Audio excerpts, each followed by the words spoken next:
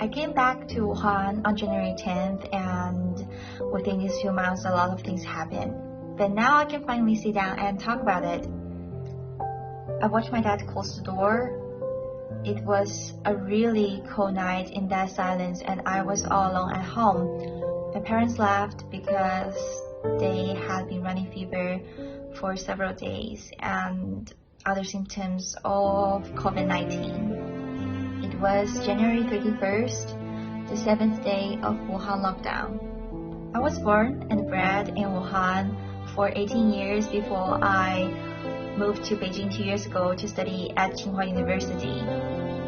Wuhan is a lovely city where people lead a vibrant life. In Beijing, I would always crave for the hot dry noodles back home, 热干面, and really loud conversations in Wuhan dialects popping up on the street. But when I stood at home on the 31st of January, all that was gone. Before I arrived home for Spring Festival, my parents and I have talked about making sure that we took really good family photos during the Spring Festival holiday. The virus we now know as COVID-19 is somehow fearsome, partly because it does not discriminate in who it infects. But that's only partly true. All the evidence suggests that it can be merciless to older people, so I was wondering whether my parents would make it and whether we would ever take that photos. When they left home, I cried the whole night and I hardly got any sleep before I knew that they had settled down in the hospital. This was the first time in my life that I was all alone. But don't get me wrong, I can be really independent. I can cook, I can do the laundry, and of course, like any young Chinese people, I can buy things online. But I had no idea how to live without my parents. On their second day away, my parents called and asked me how I was. We talked using FaceTime, and the moment I saw my mom lying there with an oxygen mask and my dad could not talk without breathing heavily, I realized that I had to live on my own. The responsibility for our family that's laying on my parents' shoulders for years had now passed on to mine. The only thing I could do is to take care of myself and make sure that they wouldn't worry about me when they were having treatment. And this is also the first time that I realized how much I loved them. Over days and weeks, I discovered there are many others who had experiences similar to mine. About 2 weeks after my parents went into hospital, I came across fever and I had to go into quarantine and be put under medical observations for 14 days. Fortunately, my illness turned out due to bacterial infections, but not COVID-19. Not surprisingly, those under quarantine were extremely anxious. On the day I and some other patients arrived, some of us feel extremely uneasy about being totally isolated and began to wonder whether this is where we would die.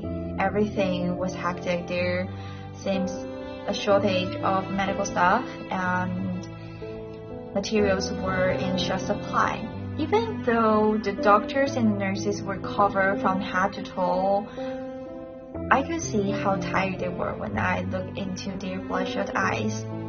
They would work a whole day preparing for new patients and seems incredibly apologetic for not having everything that was needed. Most of the patients were really understanding, but of course there were those who were not and complained loudly. But all the doctors and nurses tried their best to deal with it in a calming way. And they are all from other cities like Shanghai and Guangzhou, and some of them are just 3 or 4 years older than me. One thing I would not forget is that one day, apart from our lunch set, we have hot dry noodles. I was extremely happy when I saw the hot dry noodles because for Wuhan people, hot dry noodles was an indispensable part of our daily life. But after the lockdown, we were not able to buy any and we miss it so much. Then I knew that it was a volunteer from Shenzhen who happened to know that we all loved hot dry noodles and prepared that for us. He hoped that this would make us feel at home. I'm sure that all these medical workers were exhausted, and I'm sure that they must have been afraid of being infected, but they did not show it. When the quarantine was over, every patient effusively thanked all the workers for what they have done, but the answer we received was exactly the same. That's what we are here for. Chinese people have always demonstrated a strong sense of unity in the face of challenges. I'm a real millennial girl who was born in 2000. At the age of 3, I could sing national anthem and first encountered the word 万众一心, which in at least one translation is rendered as millions of heart with one mind. At the age of 8, I first learned the meaning of 一方有难八方支援, referring to helps from all directions. When I saw people try their best to save others' life in Wuhan earthquake, it is only now at the age of 20 I fully appreciate what those words mean. Chinese people have all stood up as one to fight COVID-19. Medical workers from all over the country descended on Wuhan to save others' lives.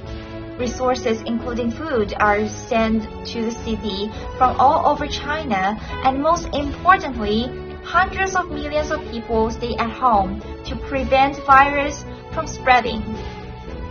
I am so proud that people in my country have all joined in this collective effort. It's natural to fear illness, death, and uncertainty, and it's also natural to feel compassion when we see others suffering.